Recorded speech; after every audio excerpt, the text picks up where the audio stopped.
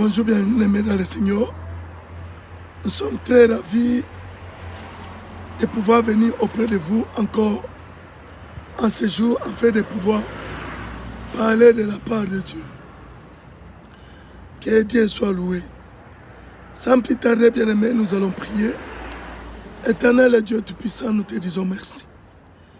Nous te rendons gloire pour cette grâce particulière que toi tu nous as faite. Afin qu'à ce matin et en ce jour, nous puissions encore parler de ta part. Seigneur, que ton esprit parle et que nous autres, nous soyons des simples instruments que tu vas utiliser. Parle à quelqu'un, Seigneur, dans le nom de Jésus. Tu as ainsi prié et nous disons Amen. Bien-aimé, que Dieu soit loué parce qu'il est bon. Nous ne cessons de dire merci à Dieu parce que chaque matin, il renouvelle sa bonté en nos vies. Alors, bien aimé, ces jours, nous voulons parler d'un thème qui est très important. On a parlé de la puissance du nom de Jésus. On a aussi parlé de la puissance qu'il y a dans le sang de Jésus. Et aujourd'hui, bien aimé, nous voulons parler de la croix de Jésus-Christ. La croix de Jésus-Christ. Bien-aimés dans le Seigneur, en ce jour, nous voulons parler de cette croix. Ce n'est pas la croix d'un homme, ce n'est pas la croix d'un roi, mais la croix de Jésus-Christ. Alors, sans plus tarder, bien-aimés, nous allons définir ce que c'est la croix. Il y a plusieurs définitions qu'on va donner par la grâce de Dieu. Parce qu'à la loi et au témoignage, si on ne parle pas ainsi, il n'y aura pas de l'horreur. Alors il faudrait que l'on explicite cela.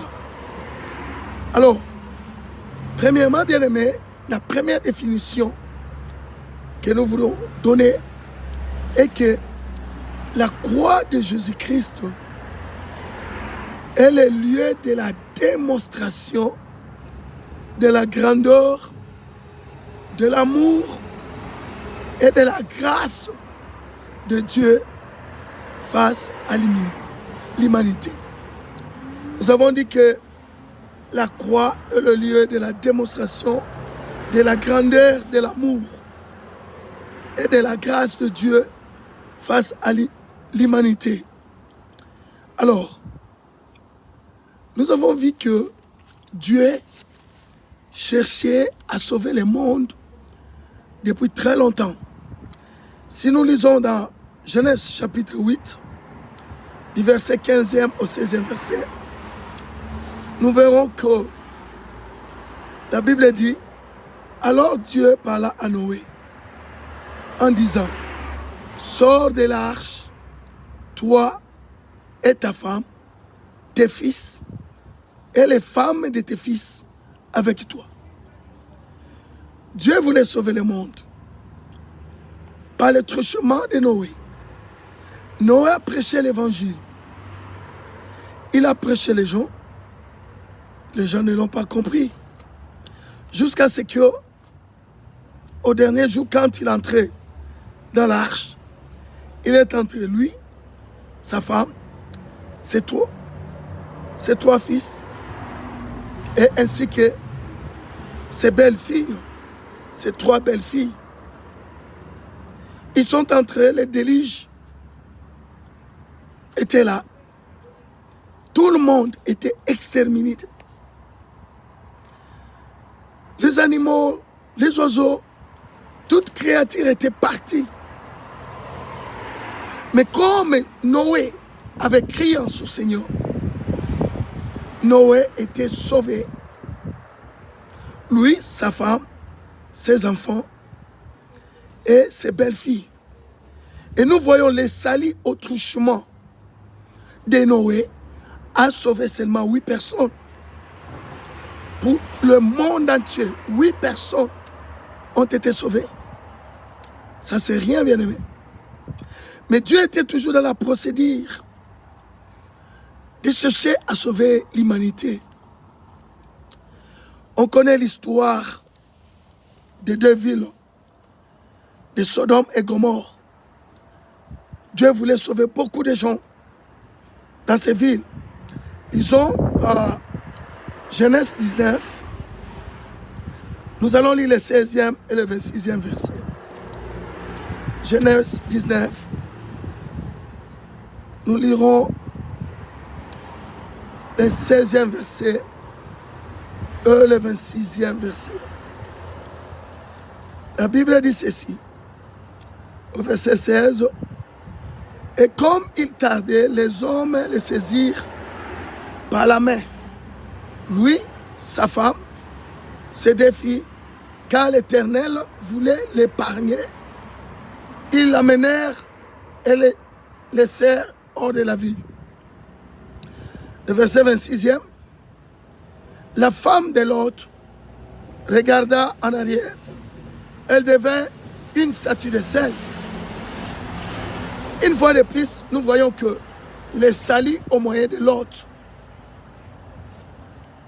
Il y a eu 4 personnes épargnées du danger du feu qui était descendu sur Sodome et Gomorrhe.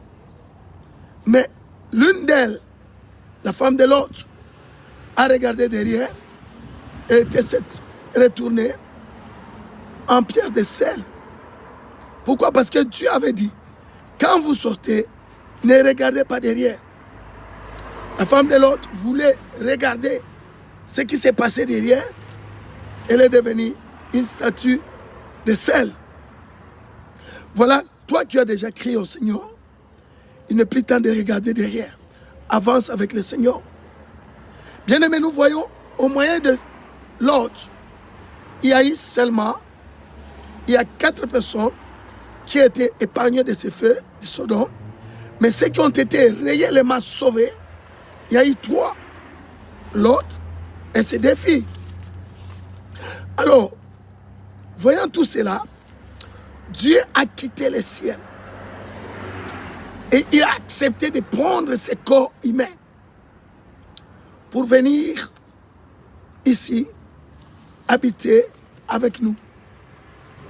Et ce corps humain, Dieu dans ce corps humain, c'est la personne de Jésus. Jésus-Christ a fait son ministère. Et à la fin de son ministère, bien aimé, on l'a tué. Il a accepté la croix. Il a déversé son sang. Où? Sur la croix. Afin que moi et toi, nous soyons sauvés. Personne ne pouvait faire cela, bien-aimé.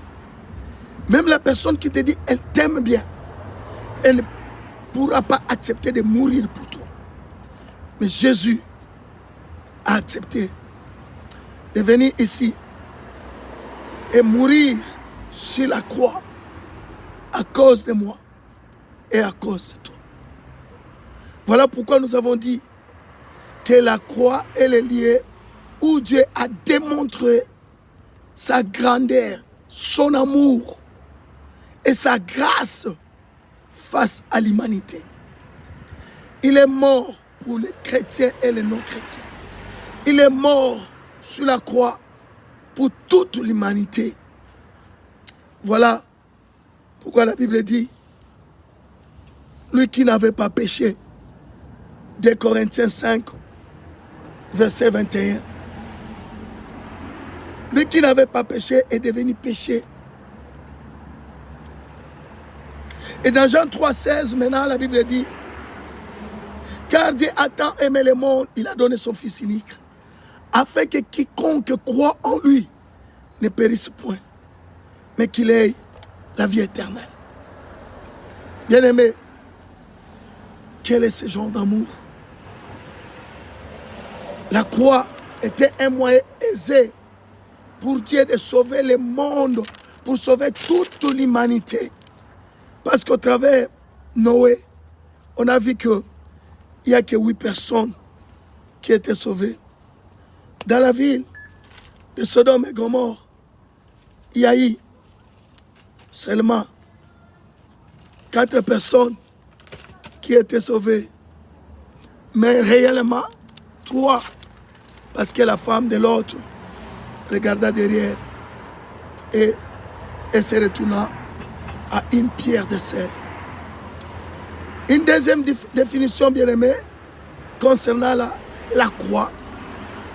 Nous définissons la croix comme étant le champ de manifestation de la colère du jugement de Dieu face à son Fils Jésus-Christ. Nous disons que la deuxième définition, c'est que la croix est le champ de la manifestation de la colère de Dieu, du jugement de Dieu face à son Fils Jésus. Lisons 2 Corinthiens chapitre 5, verset 21. Voyons ce que la Bible dit. 2 Corinthiens 5, verset 21. Voilà. La Bible dit ceci. Celui qui n'a point connu le péché, il a fait devenir péché pour nous, afin que nous devenions la justice de Dieu. Bien-aimé, lui qui n'avait pas péché, il est devenu péché pour que moi et toi, nous puissions devenir la justice de Dieu. Prenons un autre verset, bien-aimé. 1 Pierre, chapitre 1, verset 16e. La Bible nous dit ceci. Vous serez saints, car je suis saint. Alors, Dieu est saint. Il est très saint même. Et il nous dit, nous serons saints. Dieu n'aime pas les péchés. Il aime le pécheur. Mais il n'aime pas les péchés. Alors Jésus, qui n'avait pas péché, on a lu la Bible, dans 2 Corinthiens 5, 21, il est devenu péché, afin que moi et toi, nous puissions être justifiés. Alors, étant donné que Jésus était devenu péché, et Dieu n'aima pas les péchés, mais il aime le péché, alors, qu'est-ce qui s'est passé? Il y a eu un jugement de Dieu en Jésus-Christ. Voilà pourquoi nous avons dit que la croix est le champ de la manifestation de la colère du jugement de Dieu face à son Fils Jésus. Jésus étant devenu péché, Dieu ne pouvait pas regarder les péchés. Il s'est détourné de Jésus. Voilà pourquoi dans Matthieu, chapitre 24, verset 46e, Jésus a crié sur la croix. Il a dit, Eli, Eli, Eli, lama sabachthani. Qui veut dire, mon Dieu, pourquoi m'as-tu abandonné? Oui, Jésus a subi ce jugement. Jésus a subi l'abandon sur la croix. Pourquoi? Parce que Dieu s'était détourné de lui. Il était devenu un péché. Dieu ne pouvait pas regarder les péchés. Voilà pourquoi il s'est détourné de Jésus. Et Jésus a subi cet abandon. Il a crié, il a dit, Eli, Eli, Eli, lama sabachthani. Qui veut dire, mon Dieu, pourquoi m'as-tu abandonné? Il a subi l'abandon. Il a subi le jugement de Dieu parce qu'il était devenu péché. Ou sur la croix, bien-aimée. Regarde un peu ce que le Seigneur a fait pour nous. Ne peut faire la chose que celui qui a un vrai amour. Troisième définition, bien-aimée, nous disons que la croix est le lieu de la condamnation du diable, de sa sémence ainsi que de ses conséquences tant fatales et néfastes. La croix est le lieu de la condamnation du diable, de sa sémence, ainsi que de ses conséquences tant fatales et néfastes. 1 Corinthiens, chapitre 2, nous lirons du 6e au 8e verset. Nous sommes dans le livre de Corinthiens, 1 Corinthiens, chapitre 2, verset 6 à 8. La Bible dit ceci. Cependant, c'est une sagesse que nous prêchons parmi les parfaits. Sagesse qui n'est pas de ce siècle, ni des chefs de ce siècle qui vont être anéantis. Nous prêchons la sagesse de Dieu, mystérieuse et cachée, que Dieu, avant les siècles, avait destinée pour notre gloire. Sagesse qu'aucun des chefs de ce siècle n'a connue, car s'il l'eussent connue, il n'aurait pas crucifié le Seigneur de gloire. Voilà, bien-aimés. Si les chefs avaient connu, ils n'allaient pas crucifier le Seigneur de gloire. C'est ce que la Bible dit. Sagesse qu'aucun chef de ce siècle n'a connu. Car s'ils eussent connu, ils n'auraient pas crucifié le Seigneur de gloire. Et ils croyaient qu'ils étaient en train de crucifier Jésus. Même Satan aussi n'avait pas compris ce qu'il faisait. Mais ce qu'il a fait sur la croix, c'est là où Jésus avait condamné les diables. Satan, il a condamné sa sémence, ainsi que toutes ses conséquences néfastes et fatales. Colossiens chapitre 2, verset 14 à 15. Le diable a été condamné, bien-aimé. Dans Colossiens chapitre 2, 14 à 15, la Bible dit ceci. Il a effacé l'acte dont les ordonnances nous condamnaient. Alléluia. Alléluia. Il a effacé l'acte dont les ordonnances nous condamnaient et qui subsistait contre nous. Et il a détruit en les clouant à la croix. Il a dépouillé les dominations, les autorités et les a livrées publiquement en spectacle en triomphant d'elles par la croix.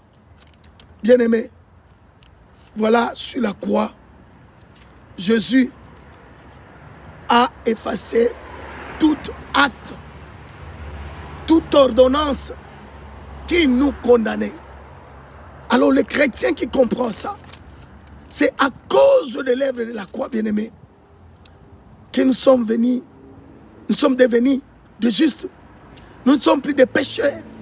Le péché n'aura pas de pouvoir sur nous. Ni la maladie, ni la pauvreté, ni toutes les attaques et agressions du monde des ténèbres. Ils ne pourront rien sur nous. Pourquoi? Parce que Jésus-Christ, sur la croix, bien-aimé, il a condamné et il a effacé totalement cette ordonnance qui nous condamnait et qui subsistait contre nous. Que ce soit la maladie, bien-aimé, ça n'a plus de pouvoir sur nous, chrétiens. Que ce soit les démons, ils n'ont plus le pouvoir parce que sur la croix, ils étaient déjà condamnés. Tous leurs actes de maladie, de pauvreté, de l'iniquité, de mari et femme et de nuit, ça a été condamné. Il a effacé cet acte et il a condamné toutes leurs ordonnances. Bien-aimés, voilà pourquoi nous avons dit que la croix est le lieu de la condamnation du diable, de sa sémence, ainsi que de toutes ses conséquences. Tout ce que le diable fait dans des vies de gens, cela a été déjà condamné. Il a été déjà condamné. alors banni sur la croix.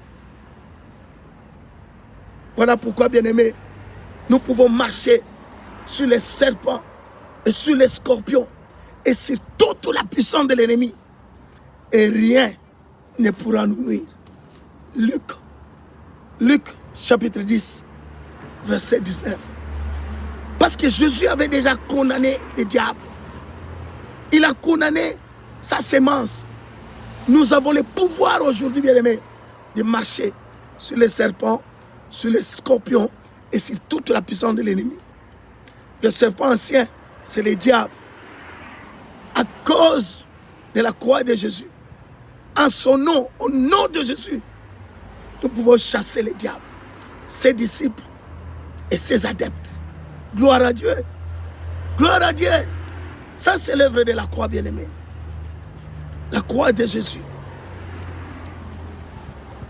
Alors, lisons un autre verset.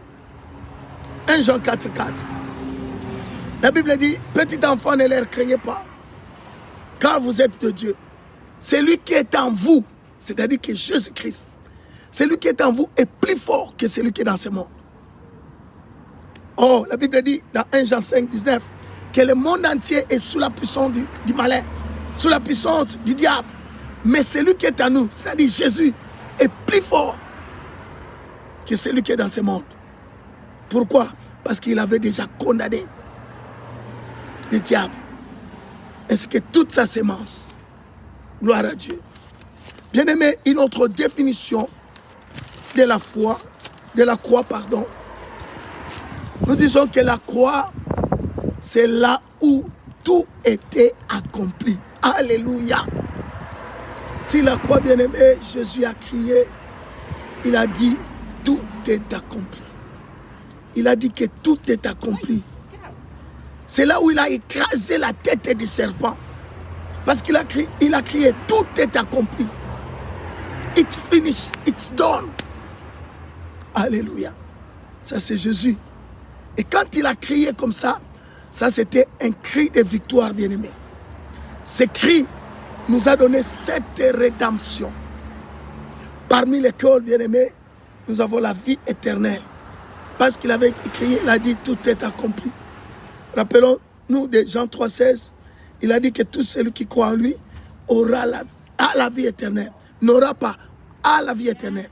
Afin que quiconque croit en lui ait la vie éternelle. C'est-à-dire quand tu crois, tu as la vie éternelle. Le pardon du péché et la justification. C'est sur la croix.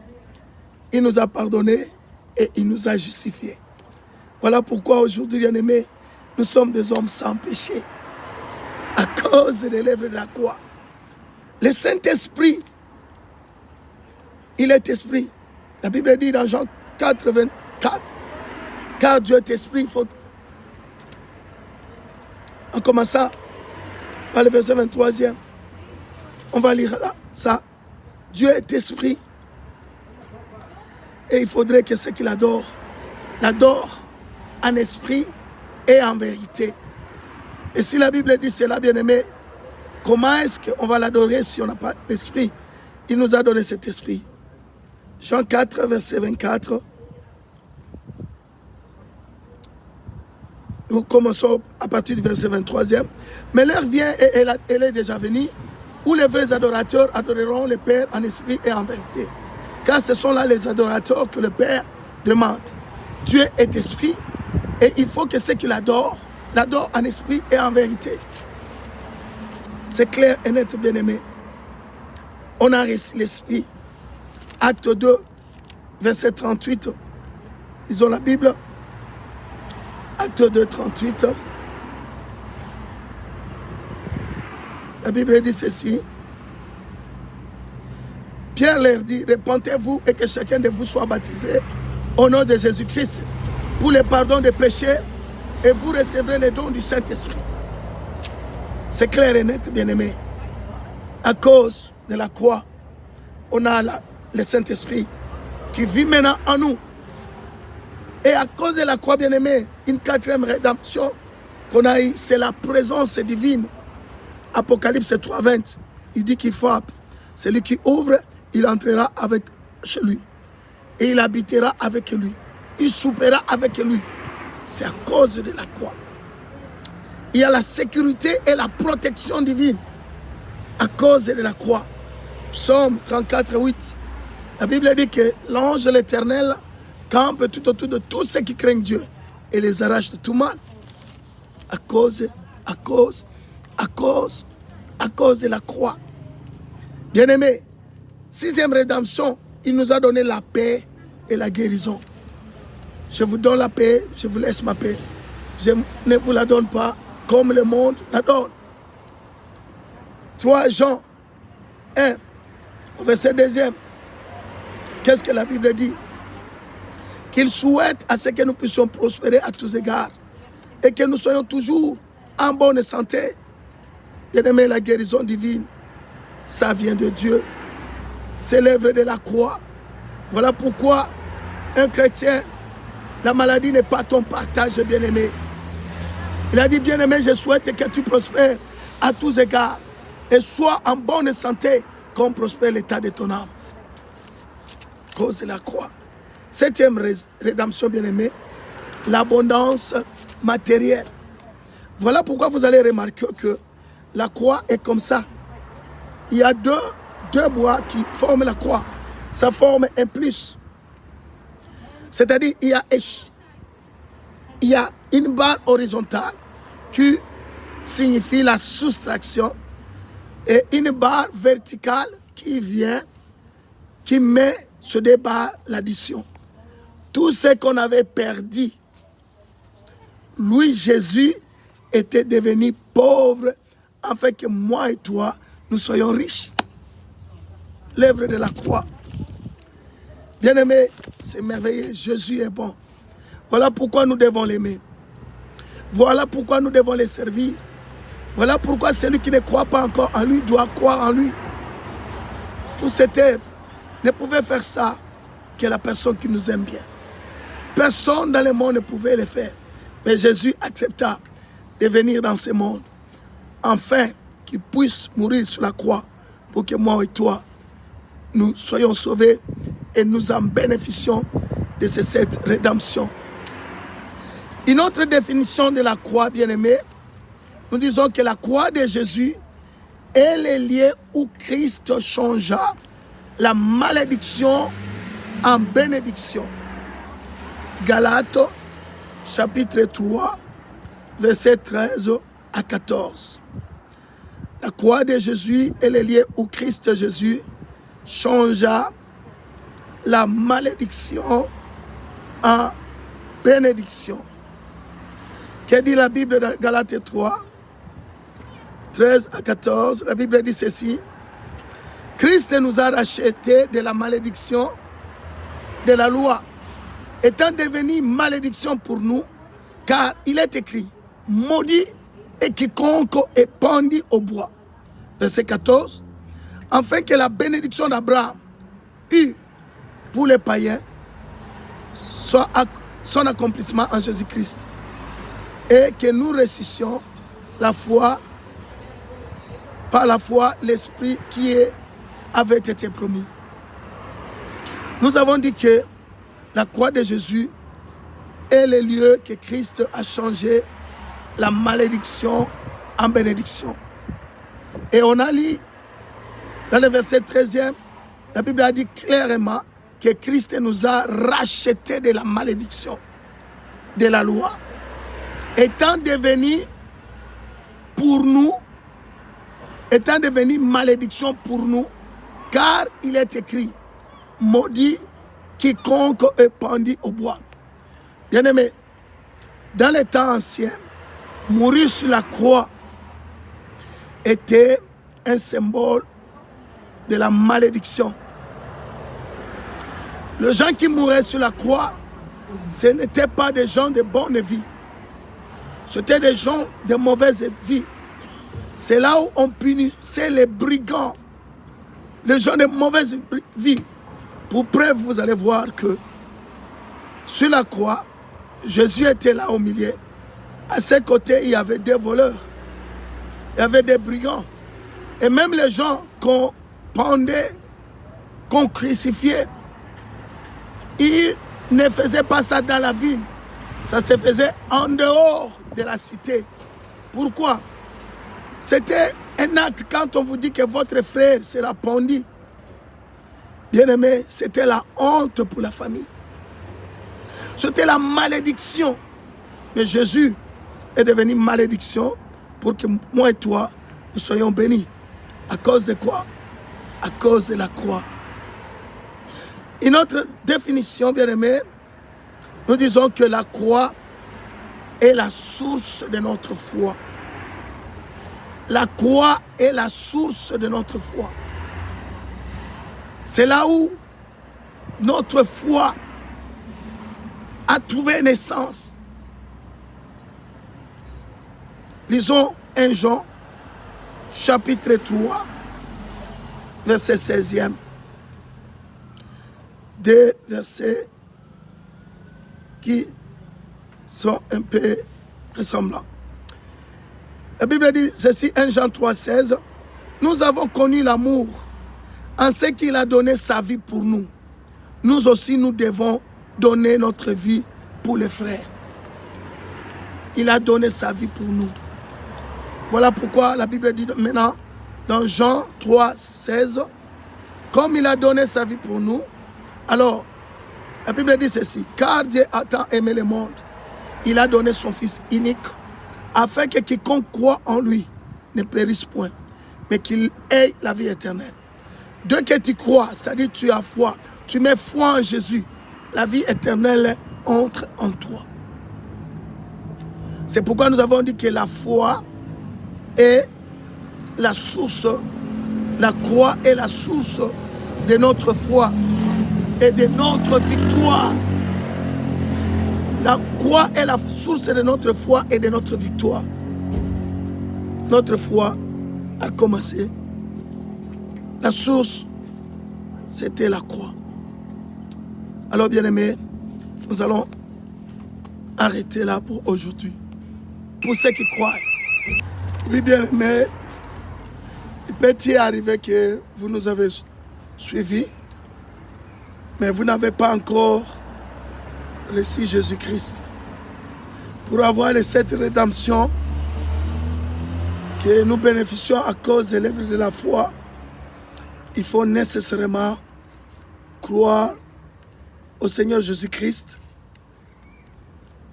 comme Seigneur et Sauveur personnel de sa vie. Et bien aimé, pour en faire, Jésus a dit dans Apocalypse, chapitre 3, verset 20, il a dit que voici, je me tiens à la porte et je frappe. Si quelqu'un ouvre, j'entrerai chez lui et je serai avec lui. Je souperai avec lui. Donc quand vous acceptez Jésus, bien-aimé, il vient chez vous. Mais pour le faire, Romains chapitre 10, verset 10 dit ceci. Car c'est en croyant du cœur qu'on parvient à la justice. Et c'est en confessant de la bouche qu'on parvient au salut. Selon ce que dit l'Écriture. Donc pour que vous puissiez avoir le salut, bien-aimé, vous devez croire du fond de votre cœur et aussi vous devez confesser de votre bouche. Alors je vais vous aider à recevoir le Seigneur Jésus-Christ. Parce qu'en le recevant, comme on a lu dans Jean 3, verset 16, vous aurez la vie éternelle. Parce que la Bible dit, afin que quiconque croit en lui ait la vie éternelle. Quand vous croyez, la vie éternelle entre directement en vous. Alors bien aimé, je vous prierai de faire cette prière après moi. Répétez s'il vous plaît après moi. Ô Seigneur, je crois de tout mon cœur en Jésus-Christ, Fils du Dieu vivant.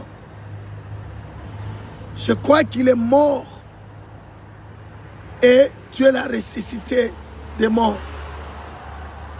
Je crois qu'il est en vie aujourd'hui. Je confesse de ma bouche que Jésus-Christ est le Seigneur et Sauveur de ma vie. À partir d'aujourd'hui, en lui et en son nom, j'ai la vie éternelle. Je suis né de nouveau. Merci Seigneur d'avoir sauvé mon âme. Je suis maintenant un enfant de Dieu. Amen. Bien-aimé, si tu as fait cette prière, c'est ça, c'est tout. Tu as la vie éternelle. Si Jésus venait aujourd'hui, moi et toi, nous serons enlevés. Alors je vais prier pour vous. Seigneur, je prie pour mon frère, pour ma soeur, qui vient de donner sa vie à toi. Je te prie que le Saint-Esprit soit en lui et que le Saint-Esprit lui remplisse, lui conduise tous les jours de sa vie, dès maintenant et à jamais. Merci Seigneur pour sa vie. Merci Seigneur parce qu'il est dès à présent un membre de la famille sainte. Je prie aussi pour tous nos frères et sœurs qui nous ont suivis. Père éternel de Tout-Puissant, ceux qui sont déjà chrétiens. Nous te prions Seigneur Papa que toi-même, oh Dieu, que tu les gardes encore davantage. Et que leur foi Seigneur soit encore fortifiée dans les noms de Jésus. Nous avions ainsi prié et nous disons Amen. Merci bien-aimés, que Dieu vous bénisse. Alors, pour nos bien-aimés qui ont accepté Jésus comme Seigneur et Sauveur, il faudrait que vous puissiez grandir dans la foi. Et pour grandir dans la foi, veuillez toujours venir sur notre site, nous suivre de temps en temps. Il y a des messages, des prédications, des enseignements. Chaque fois, sur notre page Facebook, il y a aussi des enseignements sur notre chaîne YouTube, ACM Official. Facebook aussi, c'est ACM Official. Nous sommes aussi sur Instagram, c'est toujours ACM Official. Et nos numéros, nos coordonnées sont sur notre page ou sur notre chaîne ou encore sur Instagram. Que Dieu vous bénisse. Merci.